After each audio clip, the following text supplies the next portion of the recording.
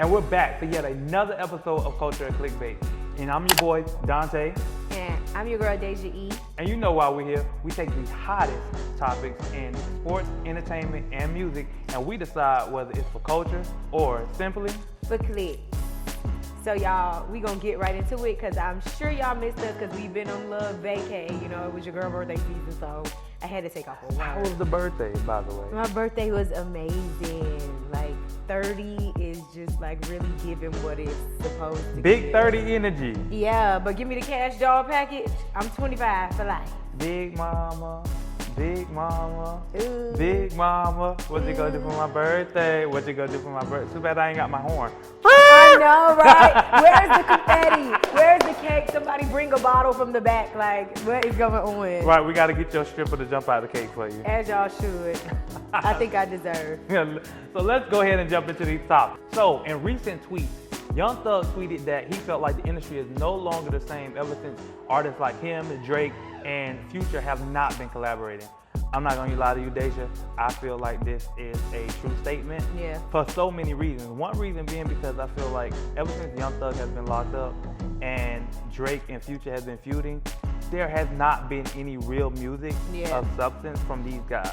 Yeah. And think about it. These guys were the artists that was running the music industry for a while, at least in our generation. Yeah. You know, we were listening to the Drake, we were listening to Future. Future has still been dropping, yes, but it's literally just been Future. Yeah. We ain't hearing no Thug, we ain't hearing no Drake. You know, it's an ecosystem. We need them all. Yeah, I think that the Drake, Future, and Young Thug collaboration is like super cultural, right? Every song that they put out together was always like a big movement or had big impact. But I think that with them all like being separated right now, each of them still are staple people in the industry, so they have their like really good music and stuff that's undeniable. Like Drake got his undeniable stuff regardless of how everybody feel about the rap beef and all of this stuff. Future as well stands alone by himself and holds it down all the time, and Thug does too. But I think that this creates a segue for like up and coming artists to fill that void.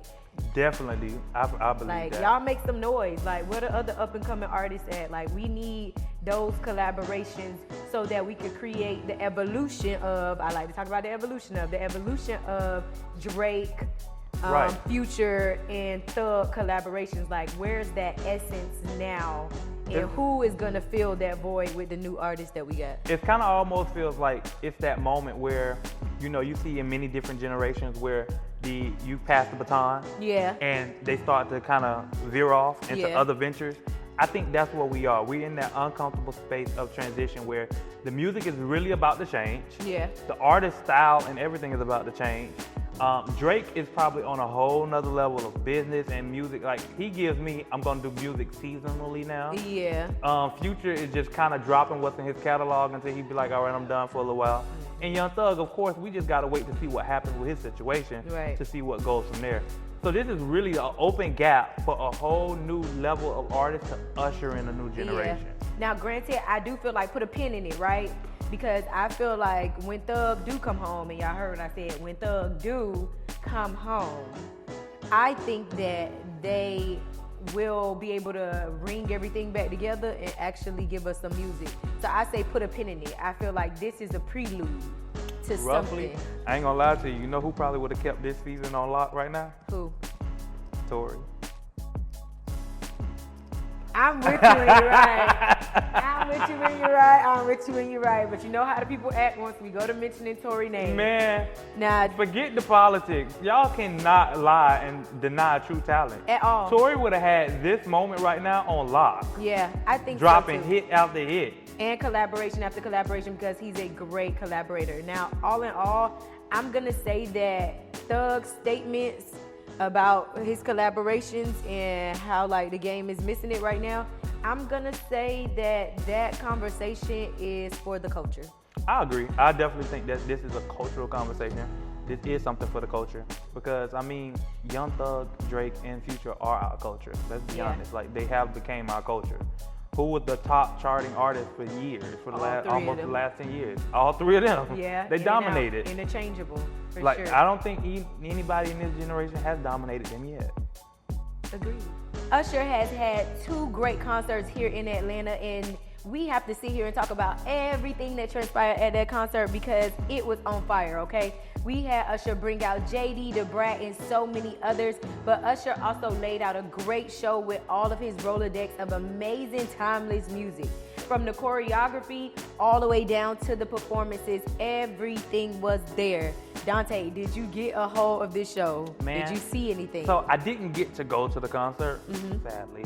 But my aunt went, and I was getting all the videos from her and my cousin. The show was great, and what I seen on social media, and of course it's Usher, so I don't expect anything different from Usher anyway. Right. It was amazing from what I've seen, from the clips that I saw. I'm glad that he brought out Tyrese.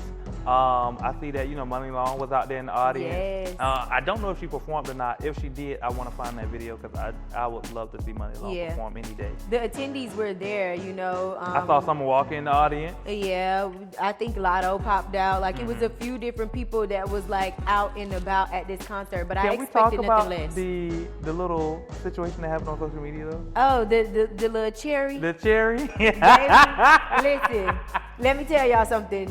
DDG and Hallie and that cherry probably shook the room with them, but this other couple is going viral on social media right now for that cherry, and Usher said, do it again. Encore. I want to see more. Listen, that lady made love to that cherry out of her man's hand, and then gave us the nastiest, zestiest kiss of all time. And Usher was just sitting there like, in the words of Jaguar, right? They're a nasty little couple. Nasty little couple. Child, I ain't gonna lie. I'm gonna say that the vibes were 100% at Usher concert, and it's only right that it was because this was here in Atlanta. Atlanta had to hold it down, you know what I'm saying? So I'm gonna say everything with Usher, surrounding Usher, this concert, and all the good things that have happened to him in these past couple of seasons is definitely for the culture. I think it's definitely for the culture, and Usher is the moment right now. He's been the moment for the past 2 years. Yeah, he's had a long moment. Right, and it ain't stopping no time soon. And if you didn't get a chance to see Usher this time, pretty sure you will get to see him again because he will be back in Atlanta in December.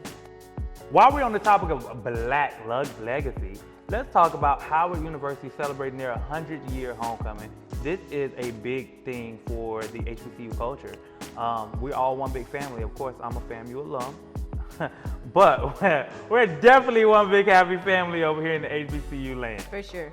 Now, can you talk about a little bit more about some of the things that happened, though, at this homecoming, Daysha? Because you got the scoop. Yes. So at this homecoming, you guys, we definitely had Coco Jones and Leon Thomas who performed. So that's very much clock that. That's very cute, very black, very R&B, giving all the vibes and feels that we need on a HBCU campus. We have to talk about Lance Gross as well, popping out and being around on campus, which was also cute and for the culture. And then we have our model. How do you say her name? Anoki? Anoki, yes. I don't want to butcher her name. Me neither, but what I can say is, Miss Anoki, if we are butchering your name, you walk the girls down very nastily on that good gravel at that university, as you should have. It was a slow walk. It was very catwalk. I am here. You see me, you won't miss me. I am her. She is me. We are we, and we coincide as one. That's how you make a statement. She literally walked and through students and made a statement. Man. All heads turned. Like it was Fashion Week. What Beyonce say? World stop? Literally. Carry on. Now, anything surrounding the HBCU is for the culture for me. As y'all can see, I have my little Rattler pen right here on my chest, so y'all already know how I'm coming. And of course, I'm coming with the Rattler pride, but then also my new alma mater, Clark Atlanta University, also just had their homecoming this past weekend. Period. They brought the stars out. Period, so, CAU. Let's go HBCU culture. Met Gala 2025 has announced that it will be a majority all black male co-chairs for this event, and I am so happy to hear this. As black men deserve this, okay? Y'all deserve this. It's definitely a big win for the black legacy. Y'all do. Y'all deserve this. And we talk about all the time how the guys get overlooked and don't get many opportunities for stuff. But these are some amazing names on the list, as we have Pharrell Williams, who will be a part of these co-chairs. We have A$AP Rocky, two staple fashion guys that I think are fashionistas. So that's amazing. And then we got Coleman Domingo, who actually does a great job with his dress code as well. So I'm excited to see what these guys are gonna do and what they're gonna put together. Dante, I know it's some more people that's a part of this that are also black men. What's going on with them? You can't forget LeBron James has been an honorary member. And Lewis Hamilton. And Lewis Hamilton. That is a great big win for the black community. And I love to see that. Like for the black men. Black men. Let's stop it there. Let's cap it. Black men. Like end. Y'all deserve y'all flowers, and I'm excited to see what they do. Honestly, that shows you how much impact the black man has on the fashion culture. Yeah. That we don't even realize. Yeah, I know. I love y'all when it come to fashion, like do-rags and baggy jeans and like wax pants and just like all the feels that like men dress code provide. Even y'all like color combinations that y'all get. I don't know. I'm one of them girls that I prefer a man's shoe.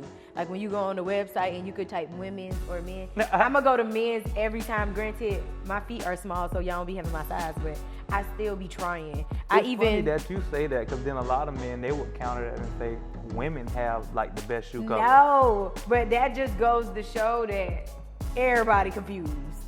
Everybody confused. We want to be y'all, y'all want to be us. Give me a nice shoe with a fall color. Yeah. Go in. All in all, I'm going to say that this is for the culture, but this is definitely for the culture of black men. Y'all deserve this platform, and I'm so excited to see what happens at the Met Gala, what the theme will be, what the people going to come through like. But I feel like whatever y'all do, make sure that this theme is something that highlights our culture, y'all experience as a black man, and put it on that major platform for everybody to see. I'm definitely excited to see how this comes out. Now, it's my favorite part of the show. You know, we got the new music releases for this past week. We got Four Backs and Jeremiah with Sick, which the song is sick. For sure. You got the Coco Jones with the Future in London on the track. I'm going to just say this. You got your wish. Indeed. You got your wish.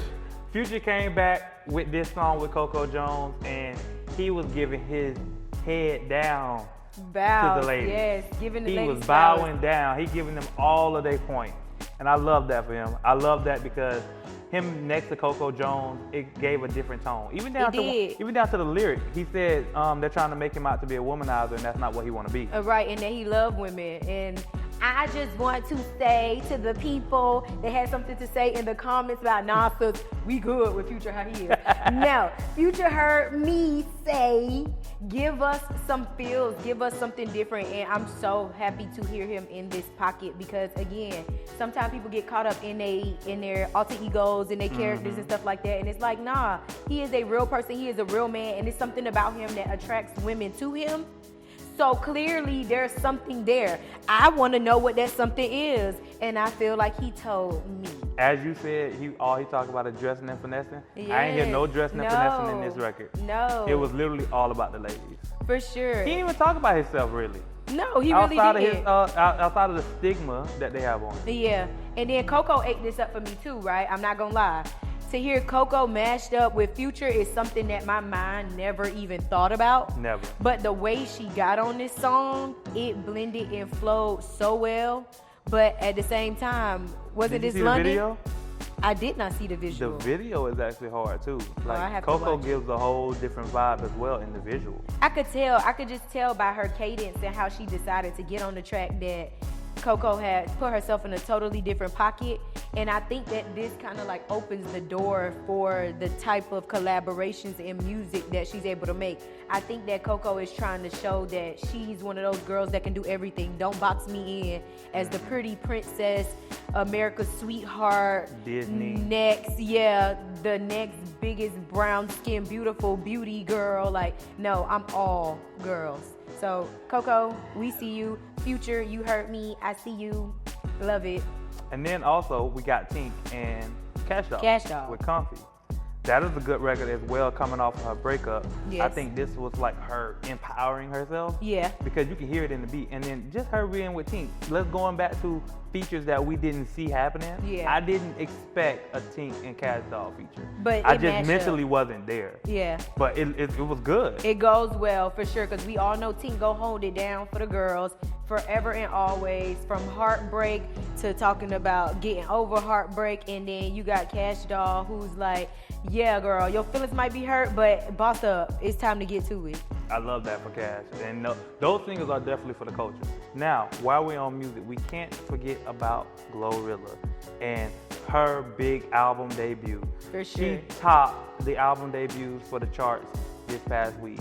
Yes. And I want to say it says that she has the largest for the year. Wow. The biggest numbers for the year at 77.8 million. Yes, total. And that's digital on demand stream. Wow. And so it was about 60,000 sales sold as far as hard sales. Yeah. So that's big. Glow's album was amazing from start to finish.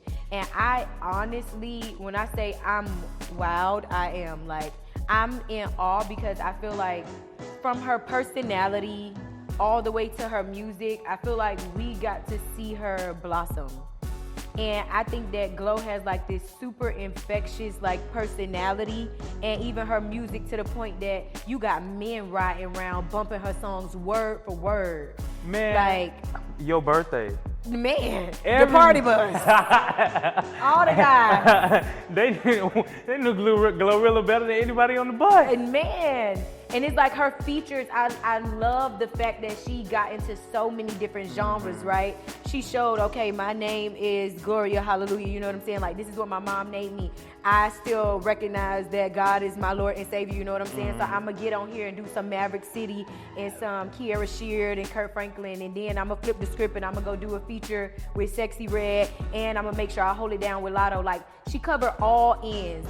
She's a girl's girl. She looking out for herself. She putting her homegirls on, and she's growing, but also still remembering who she is. And I'm not gonna lie, I love me a good down-to-earth, know how to work the room, know how to be yourself, have personality, and have big personality regardless of what's going on. I love those kind of girls. I'm a Glow stand account at this point. I was definitely gonna say insert stand. Because I've definitely became a Glow stan, and honestly, it's mainly because of her growth. Yeah. Like her story, her journey. We've actually kind of sat here and watched her grow into this person. Yeah. Because when she first started, she didn't seem as though she had that same level of confidence that she has now. Like, she had her confidence, yes, but it wasn't this Glow that we're looking at. Yeah. It was definitely a totally different Glow. Yep. So that's big for Glow. That's definitely for the culture for me. 1,000%. Everything in music right now, I'm loving it. At least the music that we're covering, I'm loving it. Right. Gucci Mane recently announced the decision to release all of his artists from his label. Now, he's gonna keep a couple, and he's gonna hold it down for some of the guys that's locked up, but he's releasing all his artists from 1017. And I feel like right now we see that being a thing in more ways than one. As far as like record labels or record execs saying that they giving people the opportunity to leave. I don't really know what's going on in the music industry. I don't know if it's really like tearing people down or it's starting to like weigh on people a lot, and that's why they're like, okay, I'm gonna release you guys. Or maybe people are coming to like new epiphanies, you know what I'm saying, of realizing that though I have you signed on paper, I don't really have ownership to you as a person for real. And maybe Gucci might be righting some wrongs, or maybe he might just be tired of the noise. But I think that it is a good thing that he is choosing to release his artists, and definitely anybody that feel like they want to go. I actually think it's a good thing for him. My take that he's releasing all these artists honestly comes from the standpoint of maybe he just realized I'm not who they're meant to be with. Yeah. You know, if you have a bunch of artists on your label and they doing good, but they're not doing good, or whether it's that part or it's the part of you feel like you're losing money. Yeah. You know, either one of the two, could be a reason that you say, you know what, just go ahead, live your talents off with someone else. I won't hold you back, you know, because I'm not technically losing anything by letting you go. Right. And I'm not earning anything by holding keeping you. You know, because a lot of the people who was on 1017, if you look at the time that they got signed in the era where everything was just like viral. Yeah. So if they had a little following, if they had a little buzz in the city, they was getting signed. But then they get signed and that buzz runs out. Yeah. What happens next? Yeah. The labels are actually losing money on those artists versus getting anything out of them. They're not even touring. Yeah, I definitely think that it was a business move because, like you said, hopping on the viral, instant popping sensations does not mean that the person has the work ethic to keep that momentum going. So sometimes we accidentally fall into a certain amount of attention, and then once you have to ride that wave of the wave that you created, people don't know how to really do that. Hence, strategically, probably why he said he's only gonna ride out with Pusha T and Fujiano. Yeah. Because they're really the only ones that make that made noise. Yeah, when the buzz and the other one was Enchanting, but she died. Yeah. R.I.P. Enchanting, that's still sad. R.I.P. Enchanting, she's a sweetheart. I met her. She's cool. Now, what I can say is, Gucci, drop the people on 1017 because the label called 1017. I feel like that'll be a good play on all of this, you know what I'm saying? 1017 has passed. It has, so maybe next year. but I think that this right here is I don't know. Is this for the culture? Or is it just clickbait? Because I ain't gonna lie, I wouldn't say this for the culture. I would say this is click. It gives clickbait to me too, but not bad clickbait, right? It's just clickbait that's saying, hey, I'm finna let everybody go. Yeah, because it's not clickbait in the way I think he's doing this for attention. Yeah. It's more so clickbait in the way of, you know, we're bringing attention to the fact that I'm letting these artists go. Yeah, and that they have no connection to me moving forward. Right, because he could have did that privately and nobody ever knew it. Yeah. But he decided to make it a public thing. Yeah. It's not cultural, but I can definitely give it clickbait. Yeah, I'm gonna give it clickbait too.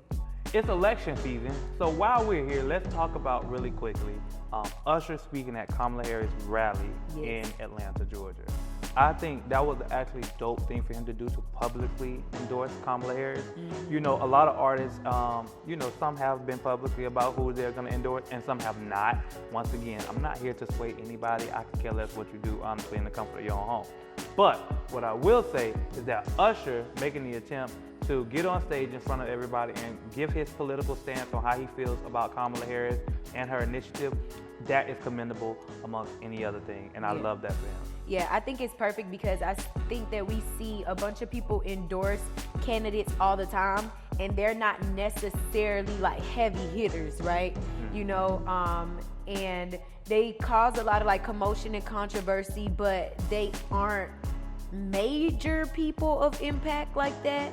And this is no shade to nobody, you know what I'm saying? But I think that Usher is somebody who has had a long-standing legacy and impact. So for him to be somebody that's coming up and endorsing Kamala and talking about how she's trying to create equality and how she's for the freedom of the people, I think that was very for the culture. And I think Usher Raymond was like one of the perfect vessels to put up there to have this conversation with everybody.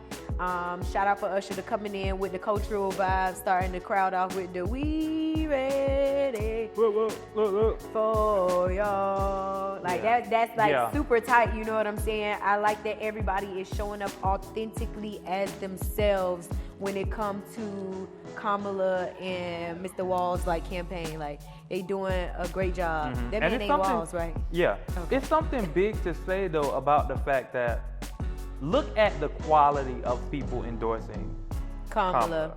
Like I say, I'm not here to sway anybody. No. So let's just take a moment. Look at the quality of people endorsing Kamala and their reasoning for endorsing Kamala. Yeah. And most of those reasons aren't just because she's black. Yeah.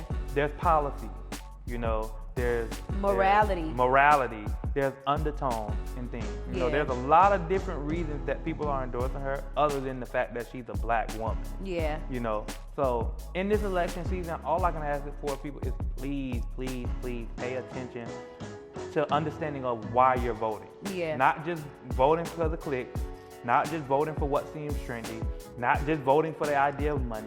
Yeah. Voting for what you feel is right for the economy and where you stand. Right. Whether you're Republican or Democrat. If you're Republican, do what you do. like I said, I'm not here to sway you. I just want you to understand why you're voting. Yeah, for sure. Now, for anybody that does not know, you have up until November 5th to go cast your in-person vote. So you guys make sure y'all get to the polls and y'all cast y'all vote, regardless of who that is. Do your civil duty by just simply going to make an informed decision and casting that vote, okay? Now, I don't know about y'all, but I'm gonna hold it down with Kamala. And no matter what nobody say, your vote counts. It does. This has been another great episode of Culture Or Clickbait, and y'all already know I'm your girl Daysha E. And I'm your boy Dante.